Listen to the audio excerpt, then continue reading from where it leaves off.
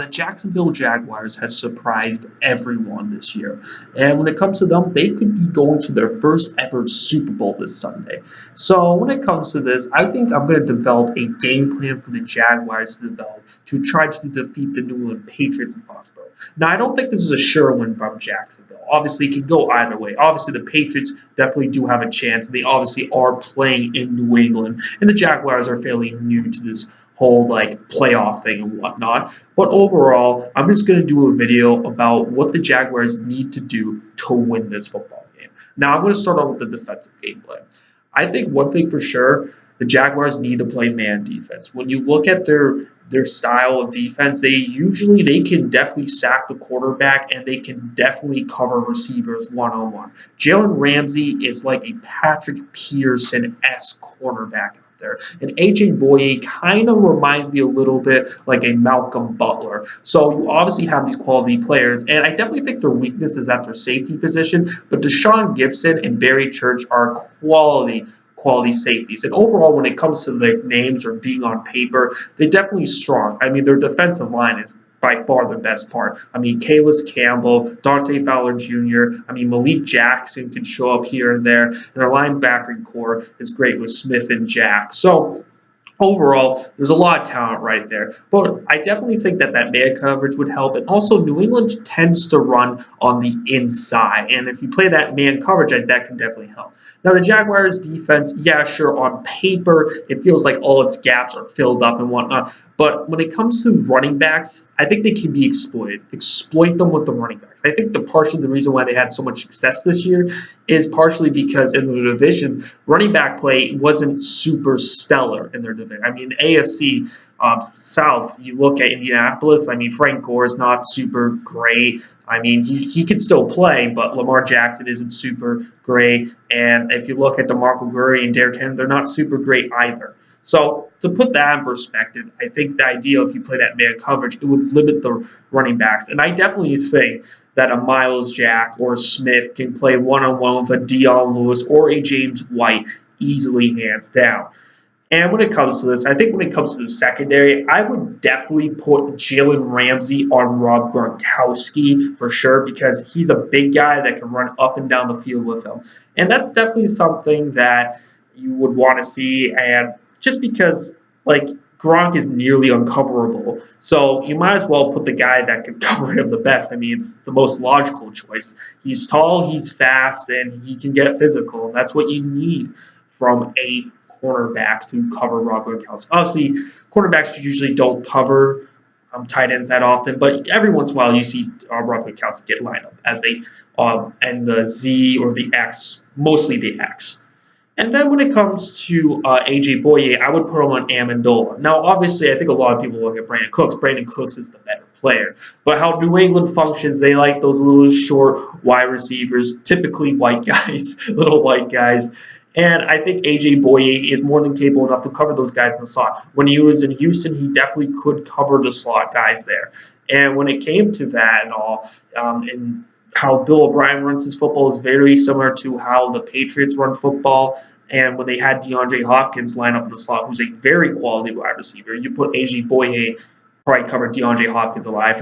Hopkins said something before the season started that, when AJ Boye went to the Jaguars, he said, well, AJ better cover me because I know Jalen can. Obviously, I think Jalen can cover him now, but obviously, I think Boye is more familiar with the slot. And then try to force him throw it deep to Brandon Cooks. I think Brandon Cooks really cannot be the go-to guy in the New England Patriots offense. Maybe in another offense, sure, but you really just got to press him on the line of scrimmage. If you could just get a corner that could just get physical with them and whatnot, I think that could really, really help. And I think that's definitely something that can exploit there. And then really just give them a run the ball. And ideally, when it comes to New England, I mean, just force them to make plays and whatnot because in reality, sure, Dion Lewis is a high-quality running back, and I think New England has a good enough run game. However, I would just stick with the man coverage and deal with their passing game first. Obviously, we have Brady, Gronkowski.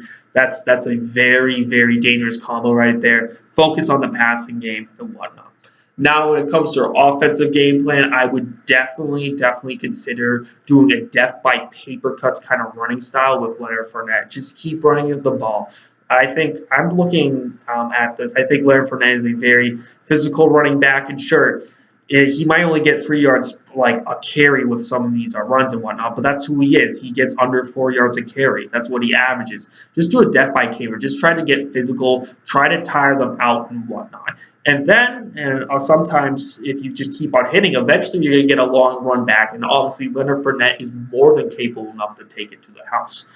And when it comes to that, I think that death by paper cut could really help. And also, I would do a lot of play action bootleg. Yeah, I would just do a ton of that. Now, when it came to the Miami Dolphins had a really good game against the New England Patriots on that Monday Night Football. It was in Miami, and Jay Cutler's back. It was also the game where Rob Gronkowski was suspended, but Jay Cutler threw for 3 touchdowns. It was extremely impressive. Extremely impressive. I mean, you could put me out there in the Miami Dolphins. I probably could have thrown for 8 touchdowns. I'm just saying, though.